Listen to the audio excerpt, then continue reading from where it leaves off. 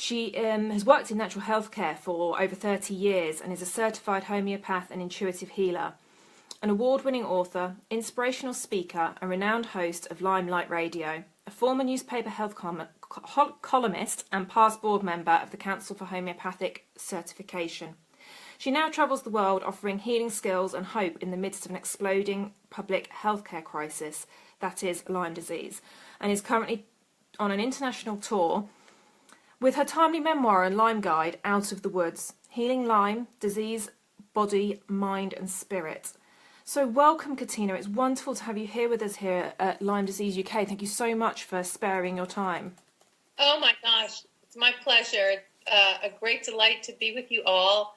I remember a few years back when I had the good fortune of interviewing Natasha Metcalf and Jenny O'Day from Ireland to help bring awareness to UK on my Limelight Radio show. So now the tables are turned and it's my opportunity to get to interview with you. So thank you.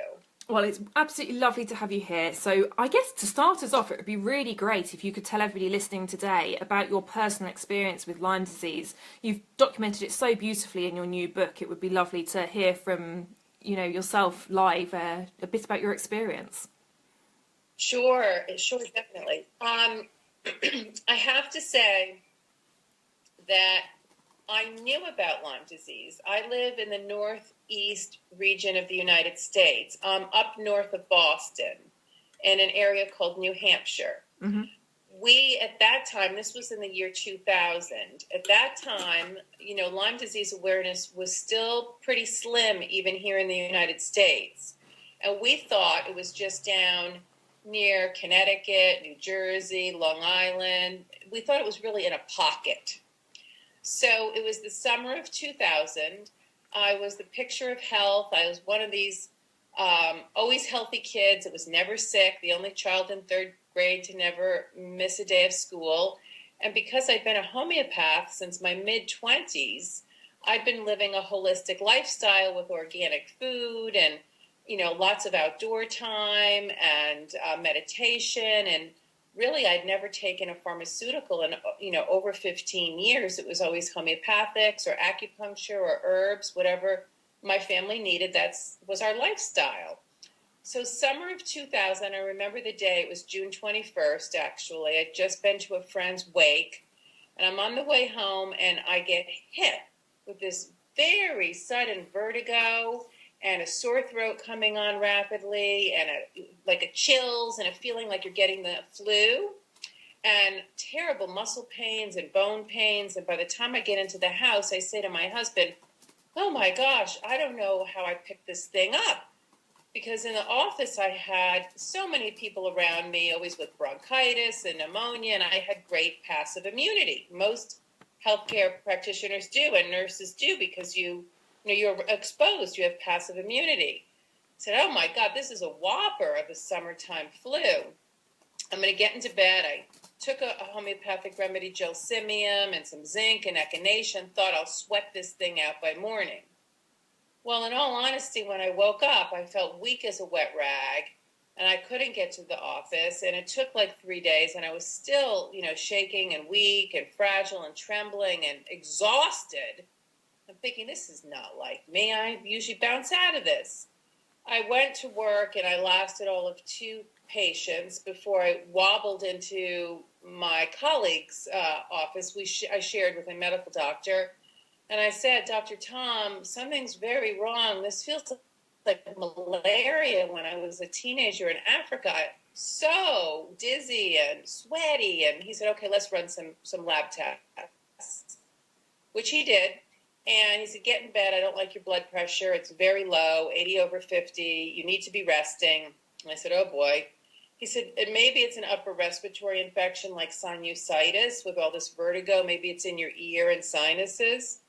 And I'm thinking, oh my gosh, I've never had anything, but all right. So I get in bed, and when I get in to see him a couple days later when the blood work's back, he says to me, and this is an interesting point, he said, oh, Katina, you have a slightly elevated white blood cell count, which does mean a bacterial infection. So I think I'm right. It's probably sinusitis. And I was like, wow, it makes you so weak and so dizzy. And he says, yeah, some people it does. And so he gave me some herbs and colloidal silver. He was an integrative medicine doctor. And he said, listen, I'm leaving on vacation for 2 weeks. If you don't feel well, I'll leave you some amoxicillin, an antibiotic, at the pharmacy. I said, okay. He said, you're going to be fine. You've always had a strong constitution. You'll bounce out of it. By the time I'm home, you'll be fine. I said, okay. And, I figured that would be the way. I always was very robust, like I said. And, oh my gosh, Sarah, I couldn't even take a shower without help. And the room's spinning. And everything's hurting. And now my heart's doing weird, beats. And I'm getting this clutching feeling in my chest. And I'm waking up in the middle of the night with sweats. And all of a sudden I'm getting like anxiety attacks, which I was always the even one. I'm very happy and spirited by nature, but I'm not a stress type. You know what I mean? I'm that nurturing, calm personality. So this whole thing was extremely strange. I went to another doctor. They said, Katina, if you're this weak, it's got to be walking pneumonia. I said, walking pneumonia? No, it can't be walking pneumonia. I take great care of myself. I swim every day. I hike. I canoe. I ski in the winter. That's for people that burn themselves out. So we go along with this walking pneumonia, and they say bed rest for 6 weeks. Well, you can imagine I had a 3-year-old, and my husband was an international businessman, so he traveled the world, and I would, I managed the house and the children on my own. I was, a very capable woman, and now I'm like, holy cow, how am I going to take care of the children in the house? I can't even barely brush my teeth. So we struggled. We patched it together. My aunt flew up from Florida to help me for a week while my husband was in Europe, and then I wasn't getting better. And it was a miserable summer. And finally, with the help of my acupuncturist who had been coming weekly to the house and the help of my homeopathics, we got me to the point where at least I could empty the dishwasher or cook a meal. Now, I have to tell you, no one tested me for Lyme disease, right? They weren't thinking about it in the year 2000 up in this region of North America. So lo and behold, I'm managed for a week or two, and then I go crashing down, and I have these vicious migraines that are like pounding my head 5 days a week, and I now have digestive issues going on, and it's just, one thing after another. I go creeping back to the doctor. They run a battery of tests, and I'm like in tears, and I'm saying, you've got to help me. I can't leave my practice. I've had to call homeopaths from neighboring states from an hour and 2 hours away to pinch hit for me. And we have to remember, I'm a high achiever, right? And very responsible.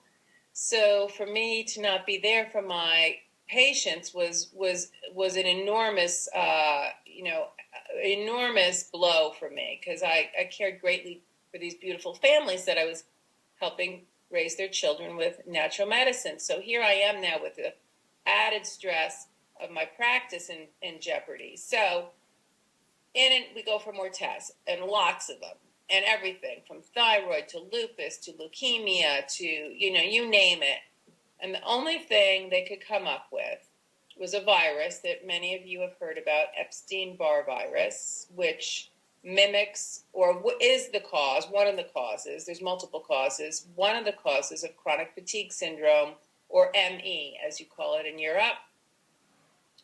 And I said, what? Chronic fatigue syndrome? No. I can't have that. I treat that in the office. This doesn't make sense. But I loaded up on a bunch of herbs that I know were good for it, and again continued with the homeopathics and my acupuncturist, and we thought, okay, it's usually 6 to 8 weeks to break a Epstein-Barr cycle. I should pull out of it by Christmas time. I was so weak. I had severe depression because winter was setting in and the snows were pounding down. I live near Canada, so the snows were deep up to almost your thigh, and I'm trapped at home, you know, not able to drive and can't go to work, and oh my gosh, and you know, your friends, they love you, but they only can do so much, right? Someone can bring them an occasional meal or take my little boy for a play date. So it was very, very harrowing for me. And I went to Florida to visit my dad for a month in February, thinking the sunshine and the seawater would help me. And sure enough, it did. I felt so restored with all that vitamin D and the sea salts. And I came back and I thought, great, I've kicked it. I did it. We got rid of that virus. I'm going to be back to my, sunny, energetic self. And that lasted only about a month. And then the whole thing comes crashing down even worse. And to cut to the chase, I won't go through all the details because my book, I've written 2 books. The first book that's so beloved, that has won 2 awards, that's also available on Audible, which is terrific, at Amazon for the people that are too cognitively impaired to read. It was one of my great wishes, is to have my book Out of the Woods, Healing Lyme Disease, Body, Mind, and Spirit, in audio for those of you who are struggling. So I spent 5 years really with no diagnosis other than chronic fatigue syndrome, in and out of all kinds of hospitals and doctors because everything's going. All my systems were getting infected. I had cardiac pains. I couldn't barely breathe. I felt like an elephant was sitting on my chest, what we call air hunger. I had limbs that were so heavy they felt like lead, and I started to develop MS symptoms like foot drop. I had terrible tremors and palsies and these unbelievable migraines, and as I said, the anxiety attacks, the sleeplessness, my nervous system was so fragile. Every little sound or slamming door or air, anything would set me off. And it was finally really near death. They said I was critical with really only a 10% chance of recovery, and we had no idea what it really was. It was a dear colleague of mine who I ended up in his office serendipitously. As I said, I'm going to show you the cover of my book. I don't know, can you see it? Yes, we can now. There it is. So anyway, I share the story in here, and it really is beautiful. I wrote the chapters nice and small and short, like 2 pages each, so you can move through it without feeling burdened. This PhD clinical nutritionist, when I was wheelchaired into his office 20 minutes into the story, and he says, Katina, this is neurological Lyme disease. And I said, no, I don't have Lyme disease. I've been tested 3 times and the tests were all negative. And he says, no. The test is so old. It's 40 years old. It's an old-fashioned antibody test. And this organism is very slow to reproduce. It takes 6 weeks for it to make a whole new generation. And during that 6 weeks time, it's causing such inflammation internally in the body that the endocrine system and the immune system are getting ransacked, and they basically start to not run properly. That's why it mimics so many autoimmune diseases. He says, we need to use a specialty lab from California for diagnostics. We can't trust this old lab. And I was like, you got to be kidding me. What do you mean? I've had this all along? He said, yes. It starts out as a blood infection, as an acute infection, like many of you folks know, that summertime flu, right?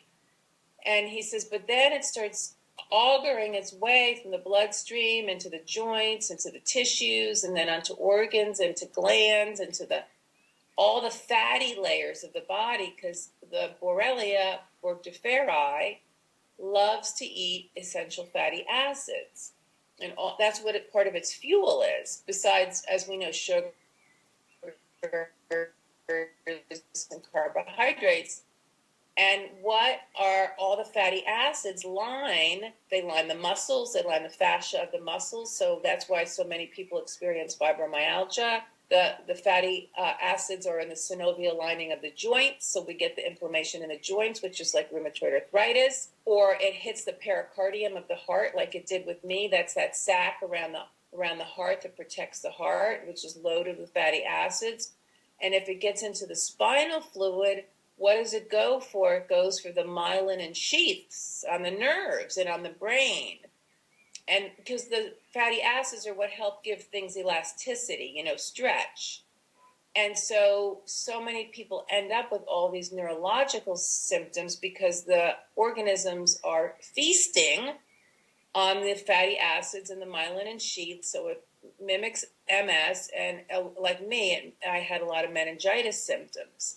So holy cow, Sarah, I was trashed.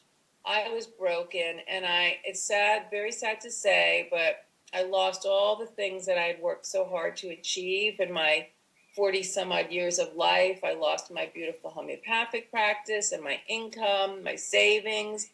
My marriage crumbled. I lost my pretty house and I was divorced. And there I was, so fragile. But my little boy, he was still my shining star in my life. He was 3 when I got sick. He was 8 when we got the diagnosis. And what we also discovered, which is so important for many of you to know, is that, and I'm learning this more and more, that I just had 2 workshops the past 2 weeks with brilliant, brilliant doctors that are internationally renowned. Mold toxins. Mold toxins is a setup for a lot of us. In my house, we didn't realize it when we went to sell it. The roof had a heavy layer of that black toxic mold in it. So I had been living in a home for 11 years that had toxic mold in it, which was probably the setup for me, for my immune system to have already been working in overdrive and be very burdened with the mold toxins. So then when I got infected from the bite of the tick and got the Borrelia and a few co-infections, besides the Epstein-Barr, I had the Bartonella and the Babesia. So now it was like a swamp inside of me, right? So I moved out of that house. I needed the money anyway to pay my bills. And we found a little place downtown in my sweet little village that my son could take the scooter and go get, groceries at the store because I couldn't drive. I was too weak. I couldn't drive for almost 3 years.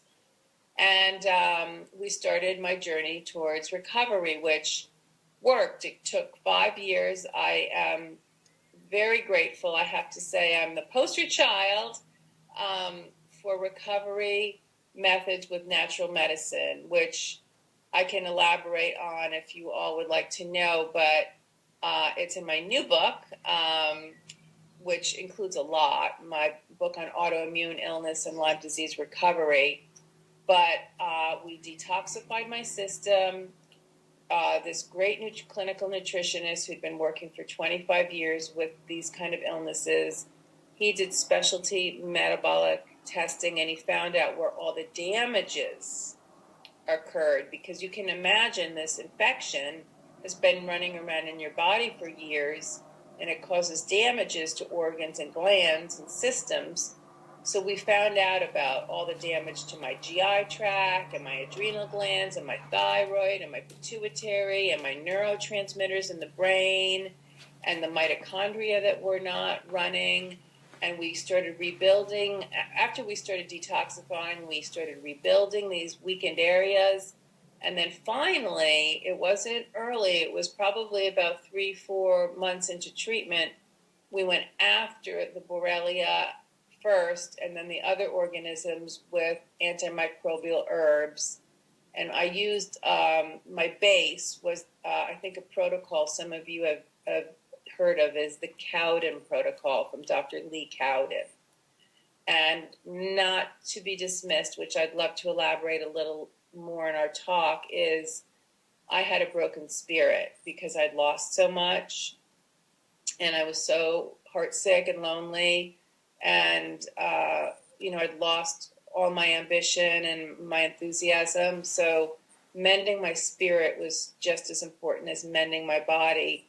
And for those of you who have met me or have come to my workshops, I now am extremely grateful because I got certified as a spiritual healer, and I've got some beautiful healing exercises we can do to help people that are struggling at the emotional and spiritual level from this illness of how do we ignite the mind, body, spirit pathway, which is a powerful inner reservoir we all were born with, but we just need to learn how to work with it. So anyway, that's a quick synopsis. I hope it was quick, but I wrote my first book because I suffered so deeply, and I was so scared, and I was so confused, and I felt like I was slipping through the medical cracks. And I was a healer for 20 some odd years, a professional that was highly regarded. And if I was suffering and I was not getting help, I needed to put a voice to this illness, and I wrote it from the emotional point of view so that those of you struggling felt like there was a hand to hold, that you aren't alone in the dark of the night, that you aren't imagining this. And it's a book of great inspiration because I do recover, and it's been 7.5 years now that I'm 100% well, and it's totally possible to reclaim your life. And in fact, parts of my life are even better than the old one. It's just, I mean, thank you so much for sharing your story. It's just wonderful to hear your recovery, but so harrowing to hear, you know, the journey that you took, and also harrowing as to how common that story is and how many of us have gone, like you've gone, for many years without diagnosis, and what, you know, getting to the stage where we're just seeing doctor after doctor and getting nowhere. So it's a beautiful story, and thank you for sharing. You've talked a lot about your journey, but if we could talk maybe a little bit more about the healing part of that journey, that would be great. So you obviously had a background in homeopathy, and treated yourself entirely naturally. Do you think that Lyme disease could ever be treated solely by homeopathy, or do you think you'd always need to use a combination of other natural therapies, including herbs? And as I know you mentioned the spiritual side being a huge part of that. We'll come to that separately if you don't mind, because I agree that's dealing with the emotional side is very difficult, isn't it? It is. Yes. So I have to say, as much as I adore homeopathic medicine, it is very capable healing art. I was being treated by the best homeopaths in the world out of India, who were some of my master teachers, and out of England, actually, some of my master teachers, and Greece as well. And no one was making strides with me when I was so sick before we got the diagnosis. So what I've learned is that it takes more than one discipline when this illness has advanced. If I want to clarify that if you've got a brand new infection, you were lucky enough to either see a bullseye rash or realize you had a tick on you and you felt the flu-like symptoms, those are the days and weeks that you need to get on the antibiotics immediately. And don't fool around. This is a serious thing. This is like tuberculosis or leprosy, or you know what I mean, or syphilis. Mm-hmm. You really need to get on the antibiotics right away. And we've learned, as I said, because it's a slow reproducing bacteria, it's a 6-week minimum for the early infections. A lot of doctors are suggesting, the ILADS doctors, International Lyme and Associated Disease Society, are suggesting now 8 to 12 weeks of antibiotics up front, so that you get, just in case another generation has, already been, outbreaked in your system, that you get the second generation. And they will often throw an anti-malarial in there and an anti-parasitic, just in case you picked up one of the other co-infections. So those early cases, and my son actually got stricken as a teenager years after me, and he had to be on 6 months of antibiotics. So aside from the acute, when we've got the chronic conditions, this is what I have come to see, that you really need to open up the detoxification pathways of our body.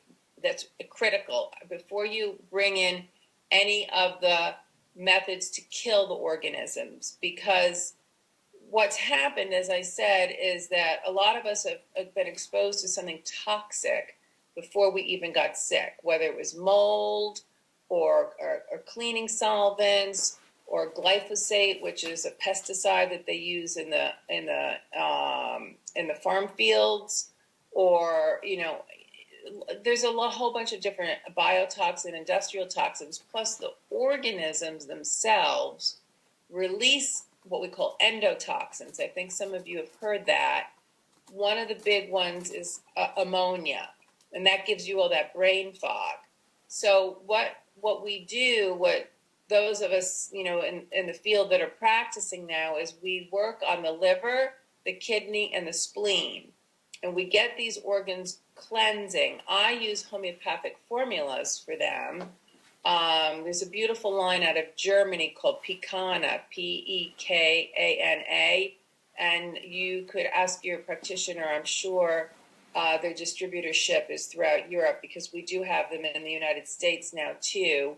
And so we open up the liver for cleansing, the kidneys to work with all the fluids, the spleen, which is part of the lymph system, which is the spleen is under our left ribs. It's the graveyard for the dead white blood cells. So as the white blood cells are being produced, the thymus gland in your chest has to kick in immediately. Like when you think about this infection, if you've basically been injected, right, by the bite of the tick, mm-hmm. or a red ant, or we are suspicious of mosquitoes, you've been injected right into your bloodstream. So we've bypassed the first line of defense, which is the mucous membranes and the lymph nodes.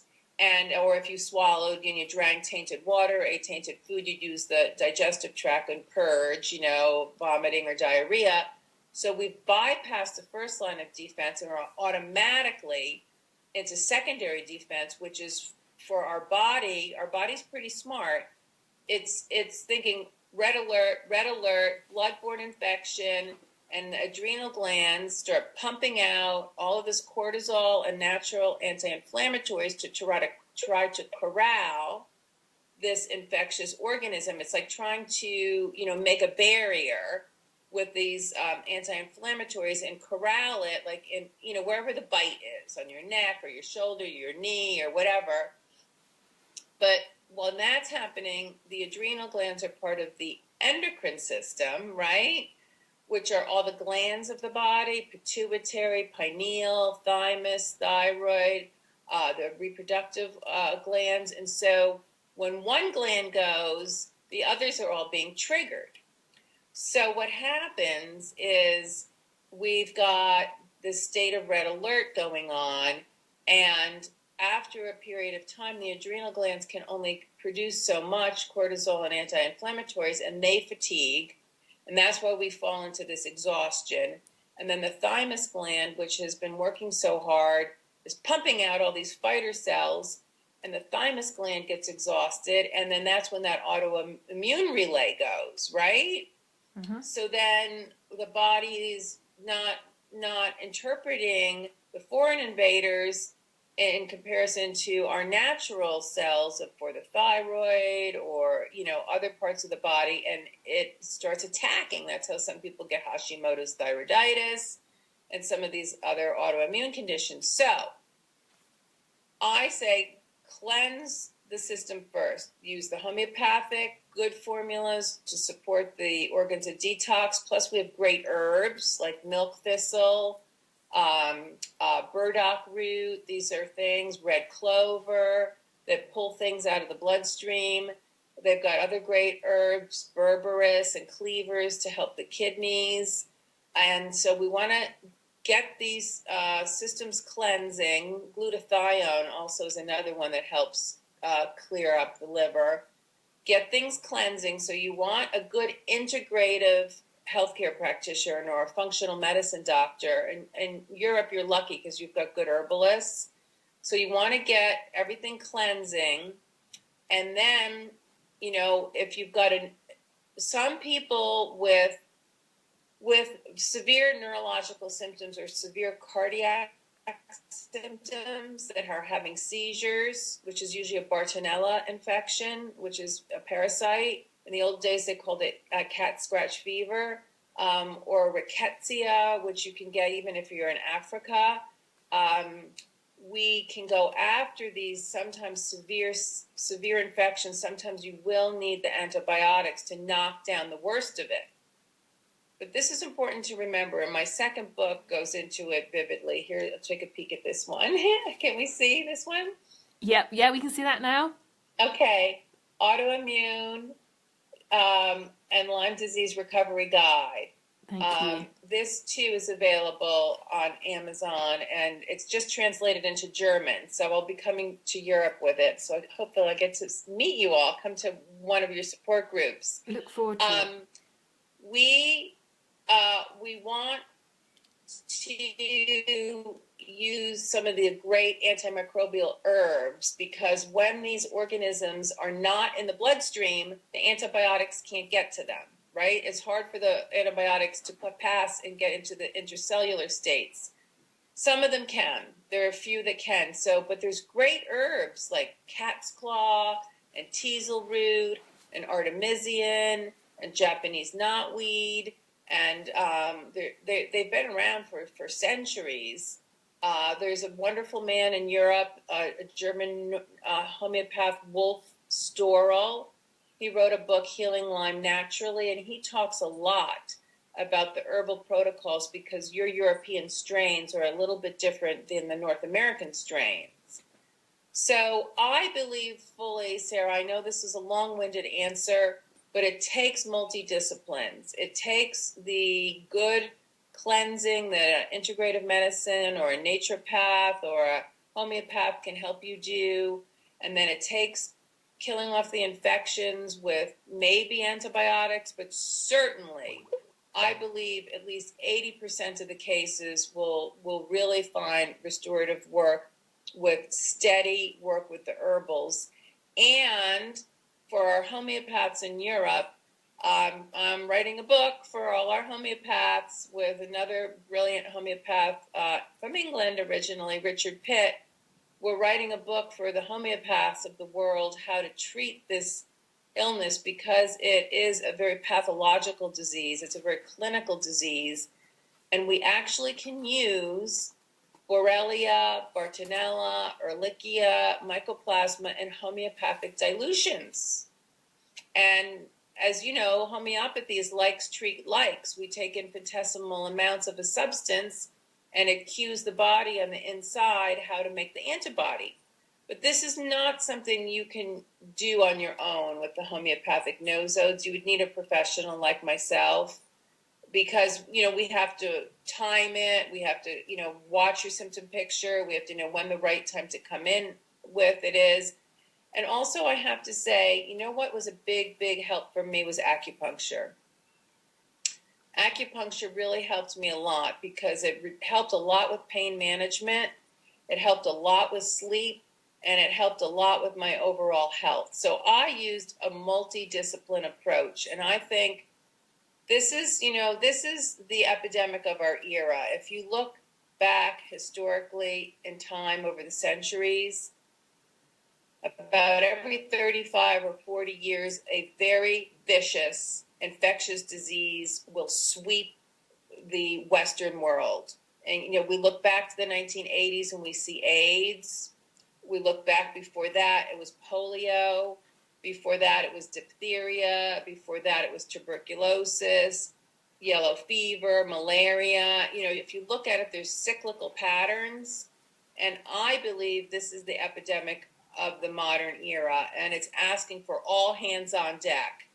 And I say this is really a call for us to marry the two hands of healthcare, the diagnostic tools and the pharmaceutical weaponry of traditional medicine with the restorative therapeutics of natural medicine, because two hands working together are better than one. So you've got to be really, devoted to your recovery. We can talk about diet too, which is important, and lifestyle changes. But I'm sorry to say, at this point, we don't just have a lot, clinics everywhere. There's some in Germany and Poland and Switzerland where you can go and you can get these different treatments, including ozone therapy and a lot of uptake, therapies. But unless you can get to one of those clinics, you need to bring in a few practitioners in your team. And I think about that, a lead practitioner plus, the additionals. So I hope that helped clarify for some of you.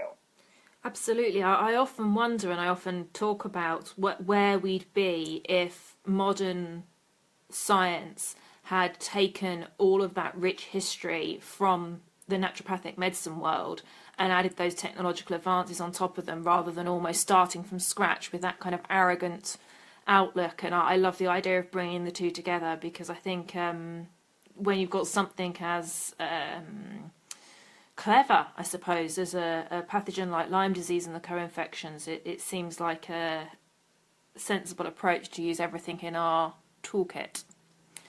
Definitely. Definitely. And you have to support yourself. And it's also important for the family members to understand what's going on, because some people don't look so sick. I mean, when you're extremely sick and bedridden, of course, you look gray and pale.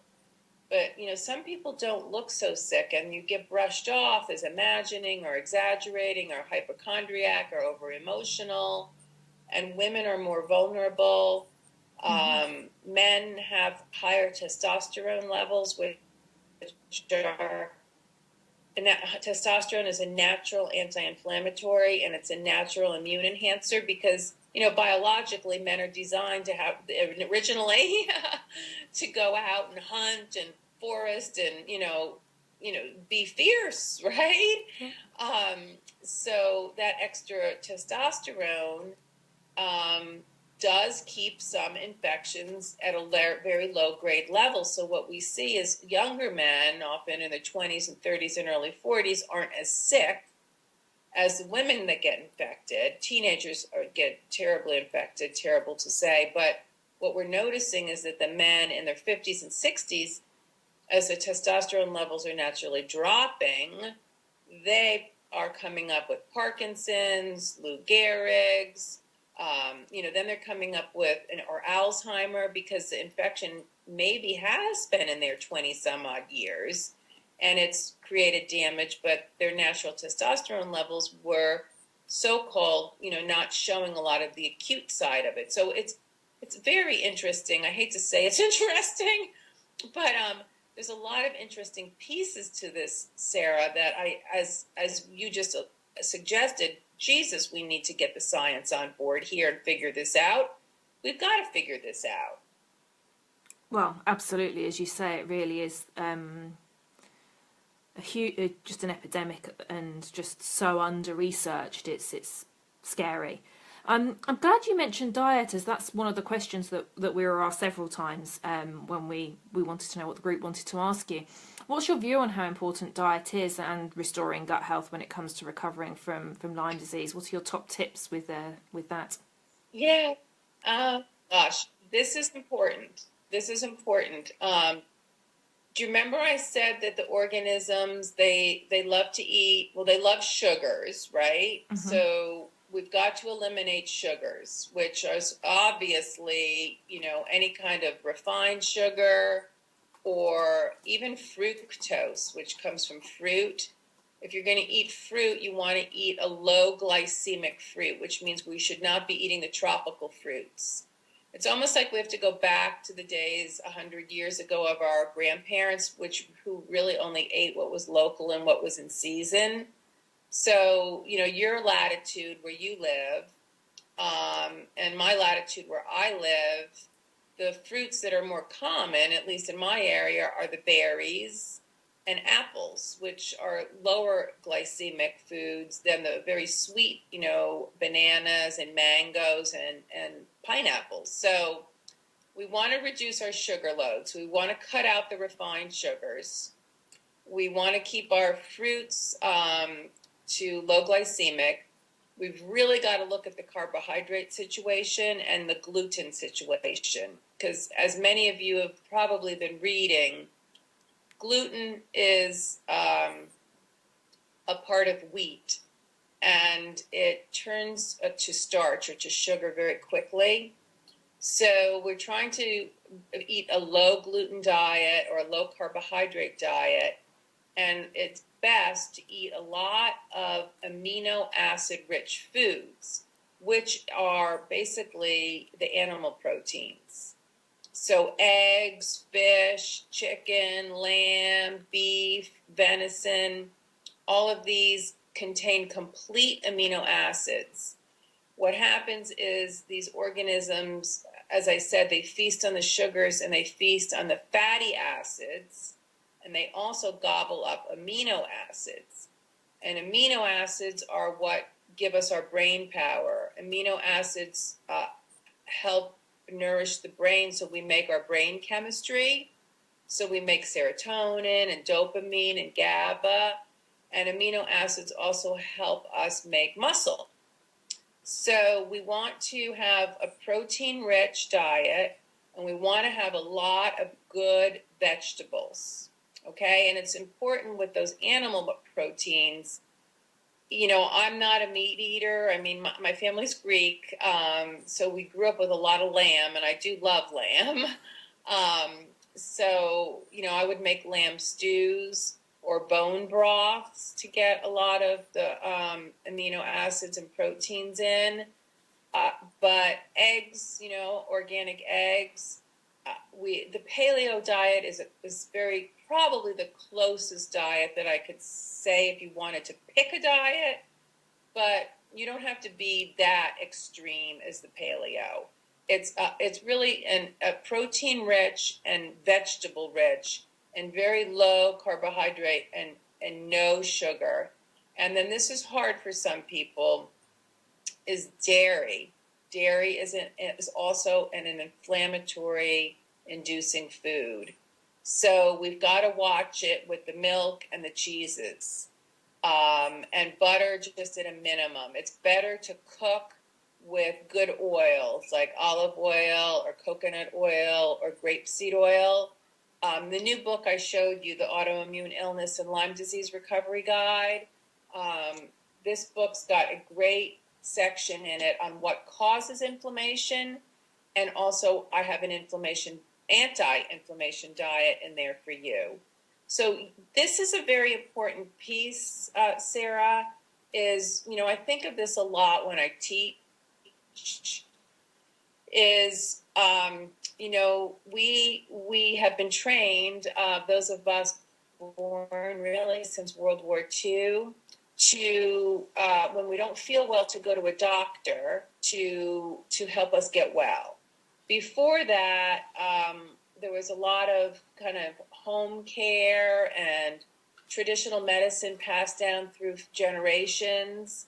And people had a lot of what I call horse sense. And they, as I said, they ate local, they ate in season, their stress levels were different, they lived at a different rhythm, they lived closer to the land, farming lifestyles were more common.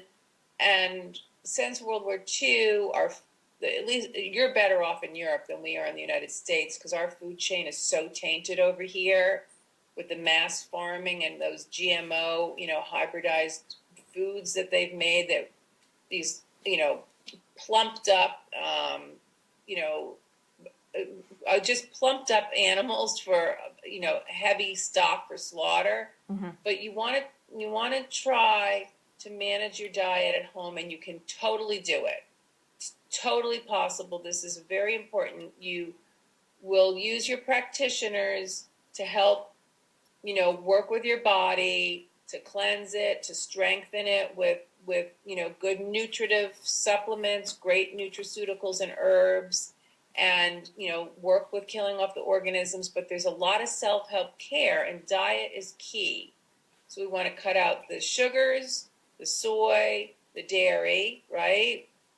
Because those all induce inflammation.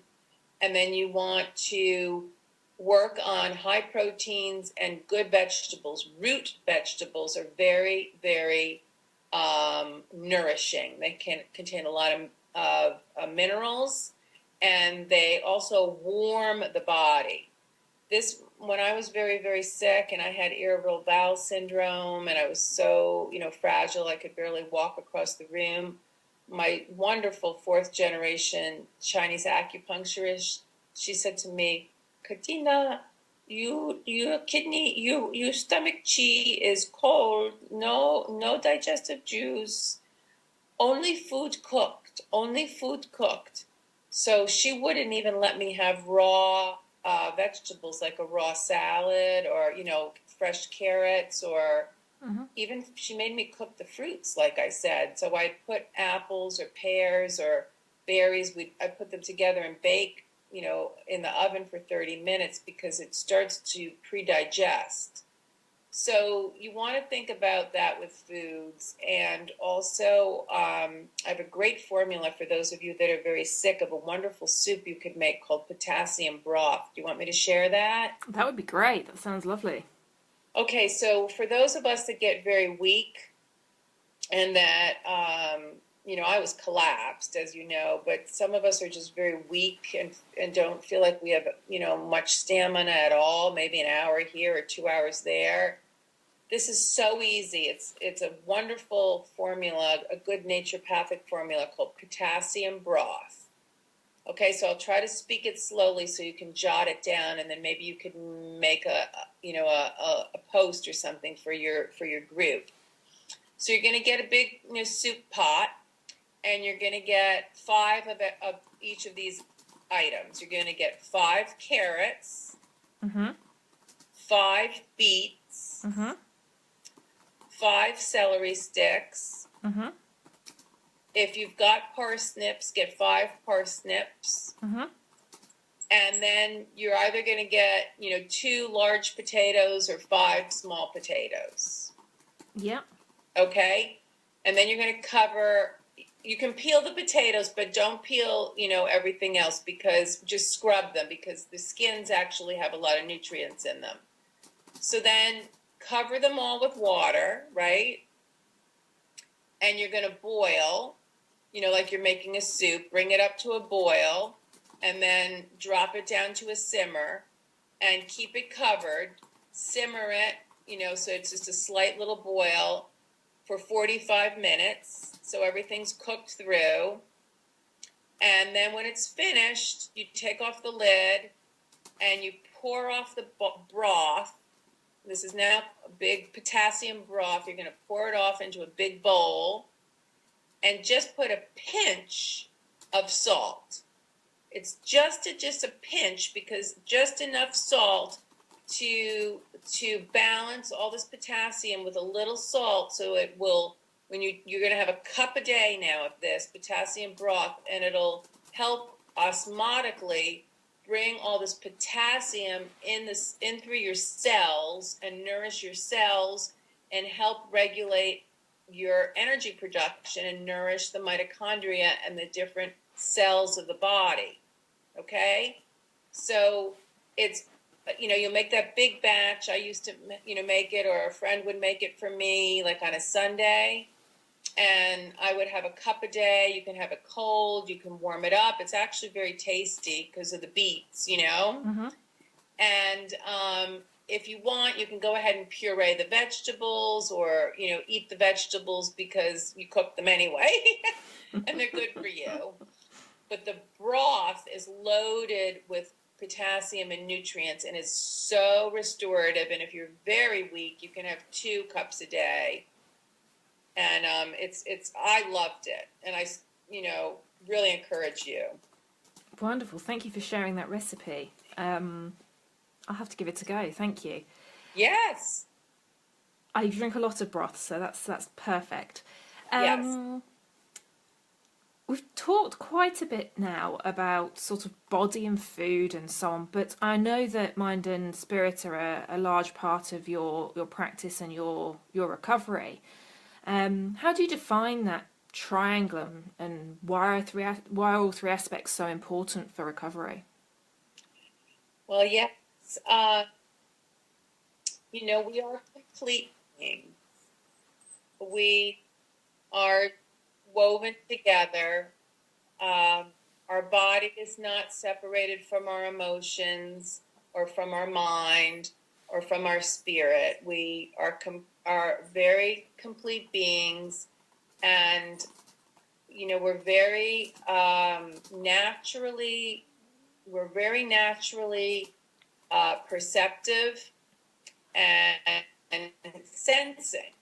If you look at children, it's very obvious. They'll come into a new room or a new group of people, or you might be going to visit friends, or you might come to a new location, and immediately they sense it, right? The shy ones or the extra sensitives will hold onto their mother's hand or their skirt, or they'll stay close to their mother while they sense out the room or they sense out the new person, and they look at them with those big wide eyes, Yeah. because they're still very integrated, these little ones. And we have the two sides of our brain, the left hemisphere and the right hemisphere are very dominant, and we have the amygdala in the back and the cerebellum. But those two big hemispheres, the left side's the analytical side, the thinking, the collating facts and data. And then the right side is the perceiving and the spatial side and the creative and the artistic and the intuitive side. So I use children as a beautiful example because they're still, at a place where especially the young ones that are under like age 6, where they haven't gotten into rigorous school yet. Mm-hmm. They're still operating by allowing that right hemisphere to be where they get a lot of their information from. So once they really start learning the alphabet and memorizing, and by the time they're age 7 or so, they've kind of gotten more into that left hemisphere, right? That reasoning and analytical side. And so what I've discovered in my own journey, as a homeopath, my God, I had to know over 4,000 remedies, and probably 600 or 800 of them in my sleep. Like, if you woke me up, I could, prescribe a remedy just on, someone's symptom pictures. Very strong left hemisphere, strong memory, keen observation, quick thinking. What I notice happens for a lot of us nowadays is that we've become kind of our lifestyle. I don't want to say it's kind of just forced us really to become left hemisphere dominant, which is the sympathetic side of the nervous system, which is the very accelerated side, okay? And it's got a quick reaction and a quick stress response side, right? So the parasympathetic side, which is the perceiving side, the spatial side, the intuitive side, we don't nourish as strongly as we used to. In the old days, people would play an instrument or sing around together or knit or, do handwork or, build, work in their gardens or, do a lot of things that naturally allow paint, sketch, write poetry, that allows that side to nourish. So what I've found to say with these chronic illnesses, Lyme being, really under the magnifying glass, is that many of us, before we got sick, were very high achievers or multitaskers, or even if we didn't have big, huge careers, we were juggling a lot. Multiple, things in the household, busy lives, scampering to catch a train or a subway or a metro and get kids off to school and, deal with a lot of things in the household and financial budgets. And a lot of go, go, go, which is that left hemisphere dominant, which turns on that whole adrenal pump. Remember how I talked about that earlier? Mm-hmm. And that adrenal pump, that stress, fight, or flight condition is not really healthy for us. The body was designed with the adrenal glands, which sit on top of our kidneys, to really only make a tiny little amount, a quarter of a teaspoon of adrenaline, or what we call cortisol, in our whole lifetime for emergencies, for like that near car wreck or the saber-toothed tiger or the sudden house fire. But with this lifestyle that so many of us have just sort of naturally fallen into, unless we have been fortunate enough to have developed a very strong spiritual practice with a lot of meditation, a lot of time quiet for reflection, or good breaks, taking 2-week visits to an ashram, etc. Most of us haven't had that luxury. So here we are with this sympathetic nervous system pump going on, and then we get sick. And I don't know if it was like this for all of you, but it was for me and the thousands of people that I've met here as I teach and travel. What I hear and what I feel, especially when I get into this mind, body, spirit part of my teaching, and I see the tears on the eyelashes right away, is that so many people have been feeling confused. They've felt neglected as they've slipped through the medical cracks. They feel alone and isolated because, they've lost a lot in their lives. They've lost a lot of things that they love to do, whether it's dancing or sports or being out with friends and socializing, or even doing things with their spouse, and sometimes their spouse doesn't understand, and there's tensions in the household, and it's a very, very emotionally decimating illness. So we get these, very real feelings, these very profound states of sadness and anxiety and loss. And as I said, a lot of us then, we start to fracture spiritually, because besides the emotional burdens, now we're beginning to think at a very big level. We're like, why is this happening to me? What did I do wrong? I'm a good person. I love my family. I work hard at my job. I care about my friends. I don't know what I did wrong. Why is this happening to me? What is my life about? Why am I suffering? Where is God? A lot of these big questions start coming up for us. So what it boils down to in my perspective is that this is an illness that puts us in a place of asking to mend body, mind, and spirit. And it's all interwoven. Like I said, it might start at the physical level, but we probably had a lot of emotional stress before we got sick. And then the emotional stress of the illness is very traumatic. In some cases, it's almost like PTSD, I mean, some of us, go into such a hard time if we've got the crippling migraines or seizures or any of these neurological conditions. We go into, holding on for dear life in the fetal position, just curled up there, on your sofa or on your bed, just holding on for dear life, praying, asking for help and resources, or, anything we can do to find a way out of this. And it becomes a spiritual crisis. And I have to say, you're not imagining it. And in many ways, I feel like I have noticed, at least here in the United States, that religion doesn't have as strong a place as it used to in generations past.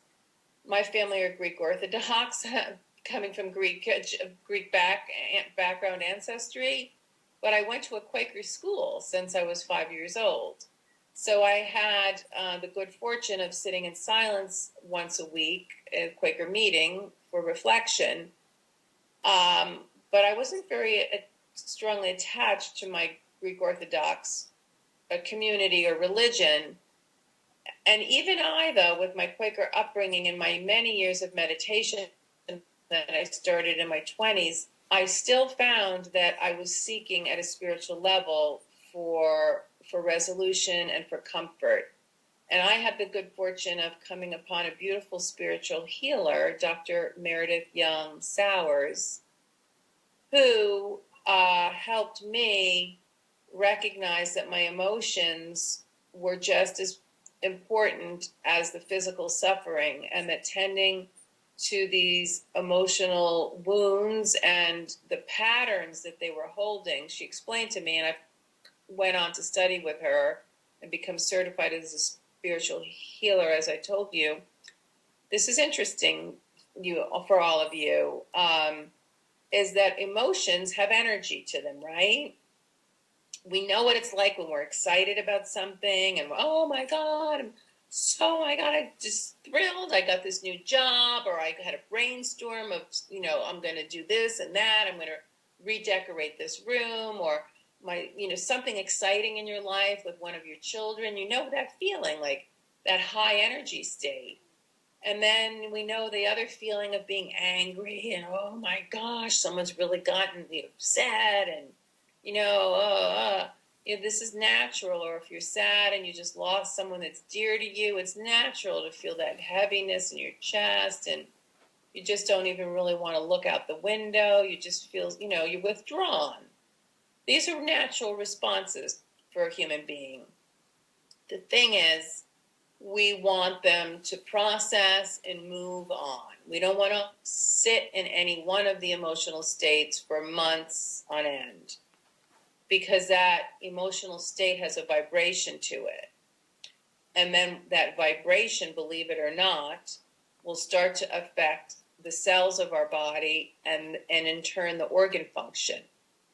So when we have the sorrow, or we have the fear, or we have the despair, and some of us have fallen into suicidal thinking. I was there. I wanted to just die in my sleep. I was so miserable. Excuse me. When we linger in those states, it actually affects our biology. So what I learned, and it really helped me in my healing, and I bring it to people now in my workshops or in individual counseling, is through the gift of these guided meditations that I was trained in, I can teach us how we can use our mind's eye, how we close our eyes and we center and we breathe down into our heart. And I guide my clients or my group into the interior part of ourself, and we tune in and we find out where some of these emotions are sitting. And when we can find them and we get a sense of them, or a feeling, or a color, or an image, or some kind of a level of perception about these emotions and the energy we carry, well then, Sarah, I'm really so honored to be able to say that my beautiful teacher, Dr. Meredith, she taught me these healing exercises of how we release these energy patterns, and how we can then change our own biology through visualization, self-affirmations, prayer, developing intention, which is really a form of willpower, of bringing creativity back into our world, of finding that balance point of reflection and self-care, which is a really big part of the Lyme disease journey.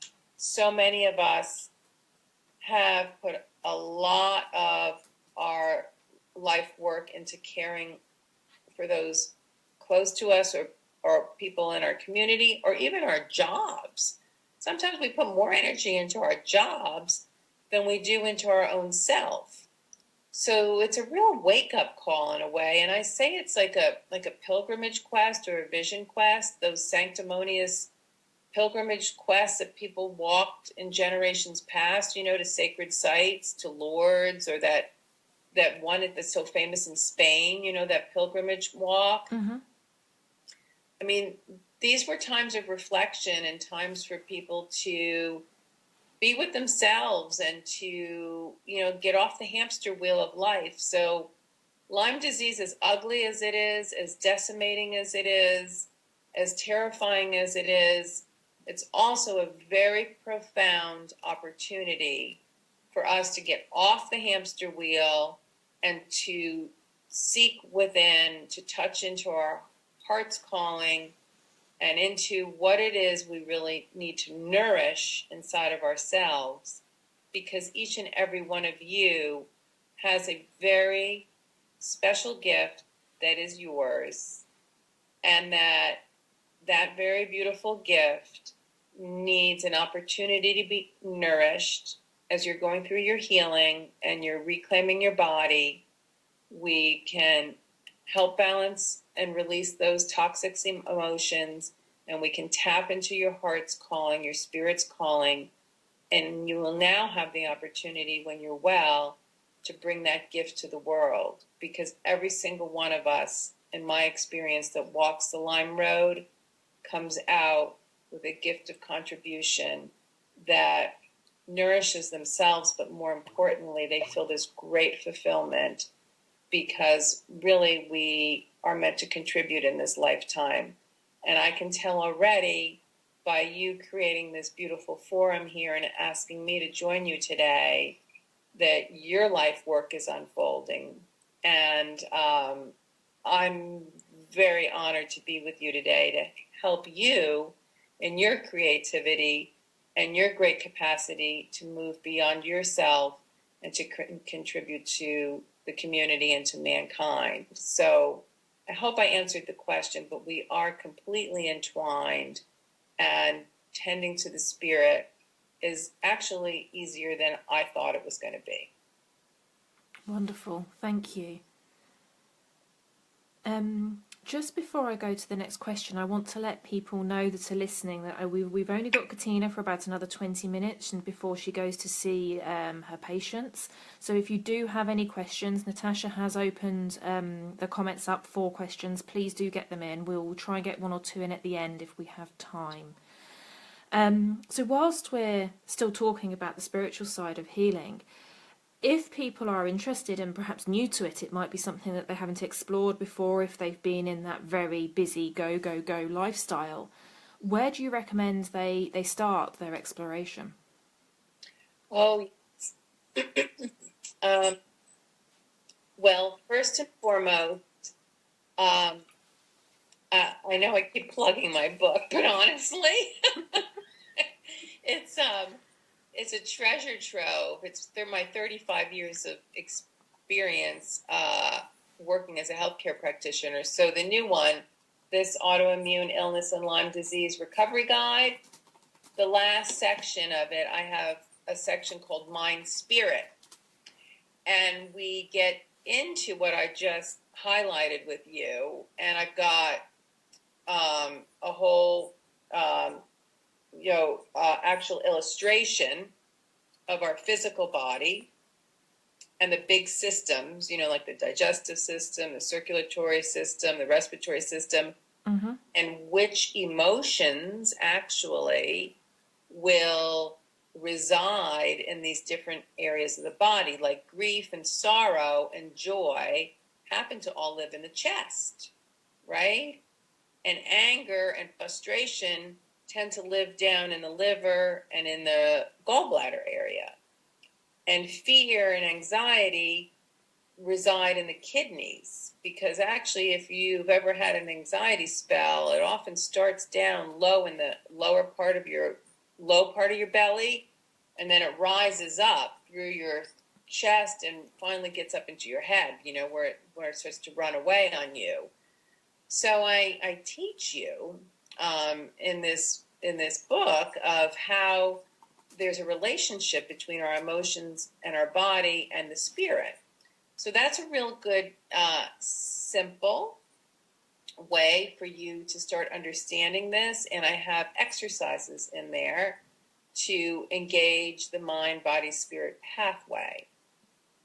I also would like to direct you to the website of my spiritual teacher, Dr. Meredith Young Sowers. It's called stillpoint.org. Stillpoint as STILLPOINT.org. And she does weekly meditations, and she's got beautiful what she calls angel messenger cards. And she's got, gosh, almost 40 years now doing this kind of work. So she's got a treasure trove on her website of CDs and tapes and downloads. And also, we have the energy chakras, which some of you maybe have heard about before, that, our body has an energy field around it. A lot of people call it the aura. And that energy field has these 7 energy sites, the old indigenous healers of the world, the shamans, the medicine people, also the acupuncturists, but also Reiki practitioners who lay hands, on people. They know about this energy field, and our body responds to music and tones in different ways, just the way we do with colors. So we can use, there's a couple of different websites out there too that I used when I was sick that had toning. I could listen, like when my nervous system was so frazzled, and I swear I was vibrating on the inside. I could feel the organisms, kind of this like hum when I was trying to sleep. There was this like high pierced like vibration. I couldn't settle down with that Borrelia in there. And I'd listen to the toning on the internet to settle the nervous system. So there's a lot of tools out there. You could Google chakra toning. You could visit stillpoint.org. I also offer sessions, individual sessions. I can work with you via Skype. I believe it or not, it is the gift. I tell you, this illness births many gifts within us. Besides writing the books, I was a healthcare columnist. I never knew I'd be writing books, but I can read people's energy fields now. Dr. Meredith Young Sowers taught me how to read people's energy bodies, so I can find out where that trapped energy is, what organs are in trouble or not running well. And we can then do the energetic exercises together to help balance you. So those are a few resources. And there's some other great facilities. I'm a big fan of meditation and yoga. Meditation really helps quiet that sympathetic side of the mind, that, very busy thinking side, and the stressed side that is so burdened with Lyme disease. And meditation really helps allow the parasympathetic side to, rebalance and bring us greater harmony. And yoga, even if you can only do 10 minutes on your floor, you could find even something online or a CD. There's a wonderful CD series a woman named Peggy Cappy did called Yoga for the Rest of Us. And she does chair yoga and sitting, bed yoga for people that aren't, able to stand and get up. So those are some resources, and I'm hoping to bring my energy medicine workshops. I have them going here in the United States right now, but I'm hoping to bring them in either 3-day or 5-day formats to Europe. So we'll stay tuned. You can visit my website, KatinaMakris.com, to see my schedule for 2017. But let's hope 2018 I can bring the workshops to Europe. I will be in London the first week of September, and I'll also be in Bristol. So I know Natasha and I mentioned, hey, wouldn't it be wonderful if we could find a space for me to come visit with a lot of you. We could have a, some kind of event that we could gather together, and I could teach you at least one of the exercises so you get a taste of this kind of work. There's a beautiful book, too, I should mention, Biology of Belief by Bruce Lipton, and he explains what is really going on with our biochemistry and how we believe, how we set our vision and our intention for tomorrow can really change our physiology. And, prayer is a universal healing tool that's been around through the millenniums. All cultures of the world use prayer because when we pray, we really are asking divinity or higher power, God, whatever your language is, to help us. And we are opening up that seventh chakra on the top of the head, which is the brain and the nervous system, and we're bringing in new energy to a body that's been struggling, that's weak and cramped and trapped. So there's a lot I can share, Sarah. I know we're doing the broad brush strokes today, but as I said, visit my website, check out my new book, go to Still Point, look at a couple of the books. Epigenetic medicine is the kind of new word they're using to frame the mind, body, spirit work. They're giving it kind of a science name, but it's been around forever. I mean, it goes back to pre-biblical days. I mean, we all have the powers inside. It's just how do we tap in and really nourish them? For sure. We'll share all of the resources you've mentioned there with the group. I've been making notes as you've been talking, so we'll share all of the websites and the resources that you've mentioned. Great. So yeah, thank you so much. Now we've talked a lot about the variety of things that you've done as part of your healing journey, but I think the key thing for everybody here is that's wonderful to see is how well you are. That you've been through that journey that so many of us are still on. What, I don't know if you use the word remission or cure, or, do you see yourself as completely recovered? Do you continue to implement things in your life to stay well? Yes. First of all, I believe I'm cured.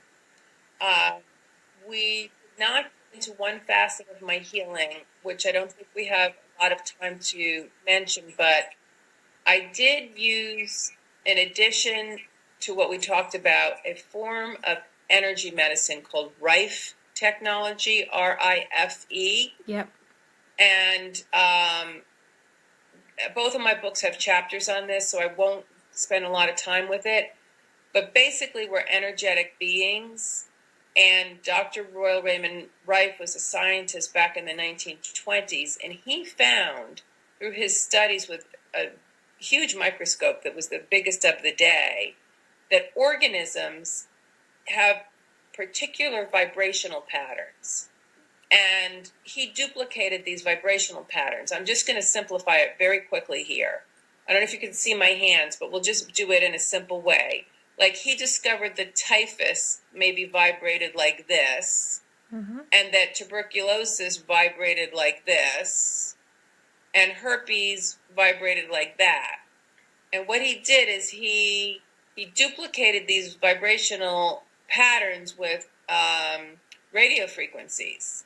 And he had the idea, I wonder what would happen if I inverted the frequency and I beamed it on the organism. So originally he had petri dishes, right, with the typhus in there or the herpes in there, and he beamed these Rife frequencies on there, and they exploded. They were electrocuted. They died. So then he tried inoculating guinea pigs and rats with typhus or tuberculosis, and sure enough, he would cure them. He beamed these frequencies on them, and he then developed it and went and treated humans that were sick with tuberculosis or whatever, typhus. And sure enough, he was having huge 90 and 100% success rates. So in the year 1933, there's a picture on the internet in Pasadena, California, with the American Medical Association lauding him with the end of all disease with his energy medicine. And this was going to be a huge step forward in healing, because in those days it was, mostly herbal medicine and some, strong things like arsenic and mercury and silver. And they just developed penicillin and cortisone in this era. Sad to say, we don't know the whole story. I'm not going to get into it. You can go to a website called lymebook.com. A man named Brian Rosner's got a ton of books, DVDs, etc. on Rife technology. There's conferences all about the world in Japan, Canada, Europe, where this form of energy medicine is successfully used to treat a lot of conditions. I used it in the latter stages of my recovery. I'd been 2+ years on the detox, on the herbs, on the rebuilding, on the homeopathy, on the slowly reconditioning my body with the yoga, walking, swimming, and I'd just gotten into the spiritual work too, and I brought in the Rife technology, and it made a huge turnaround for me. And I stayed on that Rife frequency for the Borrelia code for a long time, and that's why I think I can say I'm cured, because I think I electrocuted all of the Borrelias that were in my system. And I also went after the Bartonella, because there's codes. It comes with a manual, and it's got codes for all these different critters. So I can't get into it, Sarah and Natasha, because of our time constraints, but it is worth you all taking a look at. And as I said, both, Out of the Woods shares it, but there's a lot of information at lymebook.com. So regarding my health and wellness now, I am feeling fantastic. I swim half a mile to a mile almost every single day for the past 7 years. I maintain my yoga, even if it's just 15 minutes. I'm very faithful to my meditation. In the old days, it was 45 minutes a day. Now I try to get in 15 minutes because, as you know, I have a very busy schedule with all my teaching. But I'm very devoted to taking good care with my, aerobic conditioning, with my strength, with yoga, with helping my mind settle and be centered with my meditation. I discovered through the illness that I'm highly creative. We always knew it, but I make sure I'm either writing or painting or doing something, creative, at least 3-4 days a week, because I've got to express my creativity. That's why the radio show was good for me. It was a really, creative outlet for me. And I do have a kind of basic set of supplements that are just healthful for me, okay? For a long time, I stayed on cat's claw. I stayed on Dr. Cowden's product called Cemento. I stayed on that, I would say, for about 8 years, believe it or not, at a low dose of just like 4 or 5 drops a day, because I didn't want those Borrelias back, And it's a good antimicrobial. It's got an 85% success rate with Borrelia. So I stayed on that as a preventative for a long time. But now I just take some good supplements. Like I take a good antioxidant formula, with A, C, E, those good, vitamins. I take magnesium because it nourishes the muscles and the brain. I take a nice calcium, and I take strong levels of vitamin D because of the high latitude I live at. I take 10,000 to 20,000 IUs a day in the winter months. And I take CoQ10, which is good for heart health. And I take a product that works very well for me. It might not work for everybody, but it's a derivative of coconut. It's lauric acid, and the product I take is called monolaurin, And what it does is it keeps retroviruses in remission. I had a terrible problem, if you remember, with the Epstein-Barr virus, and that's a retrovirus. It's in the same family as herpes and shingles and Coxsackie virus. And I don't want that Epstein-Barr ever to show its ugly head again. It does like to live in the spleen and in the liver. So I take that as a maintenance. And then I would say definitely every spring, I do a good cleanse. I do a good 1 month detox cleanse. I use my homeopathics at Picana brand of the liver, kidney, spleen. So I use those homeopathic liquids to clean out those organs. And I take milk thistle, and I go on a very light diet in spring. I just go very simple, almost like people, do for the religious holidays. I just go to all the leafy greens. I do a lot of juicing with, carrot and kale and cucumber, and I just do a lot of cleansing with that. And also, we didn't mention, you asked me this earlier, I forgot to put this in. I'm always on, not always, but I try to take a good probiotic. I'm lactose intolerant, so I can't, use.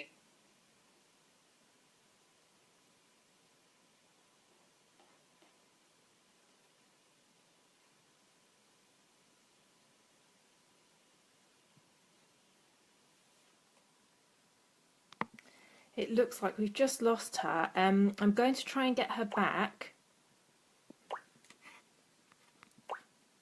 And essential fatty acids, not to forget. We used to use the omega-3 fish oils. A lot of us use the omega-3 fish oils, but we're a little worried now that they're mercury contaminated. So I take evening primrose oil, which is a good essential fatty acid. You could also take flaxseed oil or borage oil or krill oil. So anyway, that's sort of my maintenance. As I said, I take care of my body, I take care of my spirit, and I do have an organic, mostly gluten-free. I mean, I can have occasionally I'll have, a slice of homemade bread, or if I'm at somebody's house and they happen to have some crackers, you know what I mean. I can eat a little bit here or there, but simple and pure, clean and fresh, and as wholesome as you can be. And I want to encourage everybody to find something that's creative for them. I took up tango 2 winters ago, and honest to God, I've had so much fun with the tango. Between learning something new, the creative side of it, the dancing with a partner, which gives you connection. I found that to be a delight. So anyway, I believe all of us, find our unique footprints of what calls to us and what we find, inspiring and creative in our world. But I want to encourage all of you. You can make a recovery. United Kingdom, you unfortunately have not been given much information at all about the Lyme disease crisis. I used to hear that they even told you didn't have ticks in your country, and I worry a lot about you all because of your beautiful, open meadows and pastures and farmland and all of your, wonderful animals and sheep and livestock. And I worry about you. The birds, fly over from North America. They're infected with ticks. Those, they land and they, Norway's in terrible shape. So I worry about you. That's why I want to get over and bring some information and help support you. What if we need to work at, if you need my assistance with anything with government, if you need me to help with writing, whatever, I want to help you because I know the infections are there, and I think they're quite high with your high a Parkinson and MS rates, and your very, very high fibromyalgia rates, and also the autism too. So I want to help you. And as I said, I think it's kind of been under the radar for a while. So my great applause to you, Sarah, Natasha, and for all of you working so hard in the United Kingdom to wake up and bring awareness to your public. And this is tremendous what we're doing today. And it's been my honor to spend the time with you in the group. No, it's our absolute pleasure to have you here. I know you've got to go and see clients now, but thank you so much for spending this time with us. It's been very, very informative, and I know everybody will get so much out of it, and we look forward to seeing you in September. Definitely. I hope I gave you good information. I know I'm a talker. I hope I didn't run on too much there. No, it's wonderful. It's just lovely to hear your story. So thank you so much, and enjoy the rest of your day. Oh, thank you. My pleasure. And have people feel free to reach out to me. I am on Facebook. I am on Twitter and Instagram. And as I said, you can visit my website. Anything I can do to help, I'm here. I want to help you all. So thank you. Well, thank you so much. So for everybody listening, we will share all of the resources that have been mentioned in this interview. And the interview will stay within the Facebook group, but we will also publish it on the website shortly. So thank you all for listening. And thank you so much, Katina, for your time. My pleasure.